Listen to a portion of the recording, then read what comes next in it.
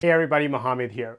Now, most of us are familiar with Pavlov and the experiment he had involving his dog. Basically, Pavlov would bring food to his dog, and upon seeing the food, the dog's mouth would salivate. And then Pavlov began to ring a bell every time he brought food to his dog, and one day noticed that simply by ringing a bell without any food present, the dog's mouth would salivate. In fact, as more conditioning occurred, even a bell wasn't required. When simply a researcher in a lab coat walked in, the dog's mouth would salivate. In NLP, we have something called anchors, which is basically the same thing of conditioned stimulus-response relationships.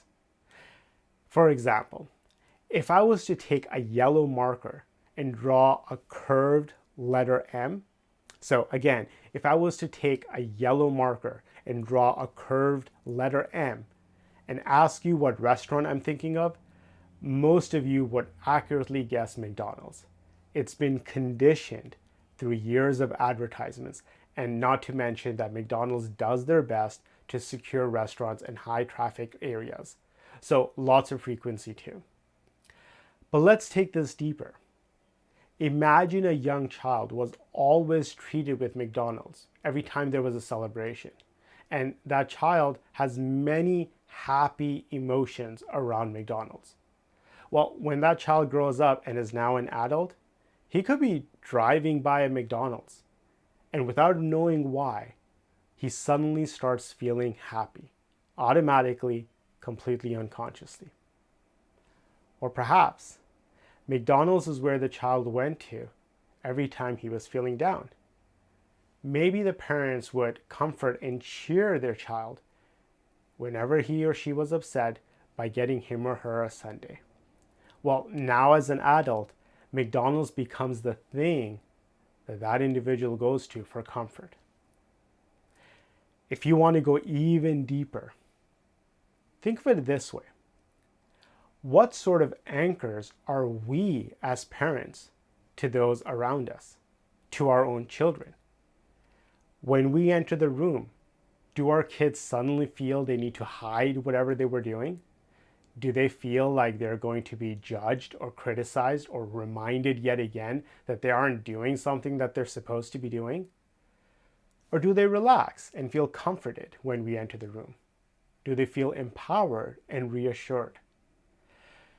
Remember, the best definition of rapport has nothing to do with whether or not someone likes you. The best definition of rapport is how you make them feel about themselves when they are in your presence. Simply put, if they feel good about themselves, you have rapport. If they feel not good enough around you, you have broken rapport. In my NLP Skills for Parents workshop, we will be learning all about NLP anchors, and more importantly, how to consciously create our own so that we can shift into powerful and empowering states completely automatically and effortlessly. I know for me, simply being in front of a group of people, standing straight like this, having my hands out, is all the stimulus my mind needs to access a state of passion and confidence. This is all anchors. So, register for this workshop to learn all of this plus much more. And everything that you will learn for your children, you can use for yourself. After all, children don't listen to their parents.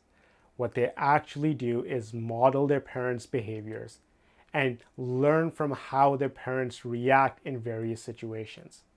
So the more empowered and resourceful we are, the more our children will be. And if you have any questions at all, simply reach out. But secure yourself in this workshop, because either you can wait until small issues become big issues, and then you got to pay for sessions, or you can pay less and learn simple tools in order to keep small issues as small issues. Thanks, and see you in the workshop.